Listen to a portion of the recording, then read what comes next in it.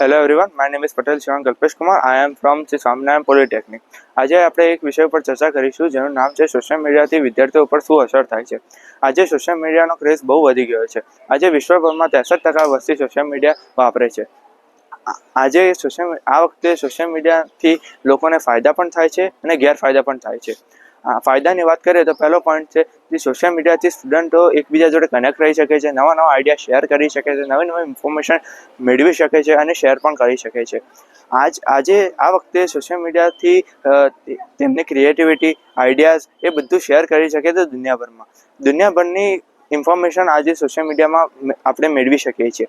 ગેરફાયદાની વાત કરીએ તો નવા સાયબર ક્રાઇમ્સ પણ હવે મેળવી શકીએ છીએ સોશિયલ મીડિયામાં કોઈ પણ ફોટો યા લિંક ઉપર ક્લિક કર્યા પછી તેમની પ્રાઇવેટ ઇન્ફોર્મેશન બીજા જોડે જતી રહે છે, તો તેનાથી સ્ટુડન્ટો ખોટું પગલું પણ ભરે છે, ડિપ્રેશનમાં પણ જતા રહે છે.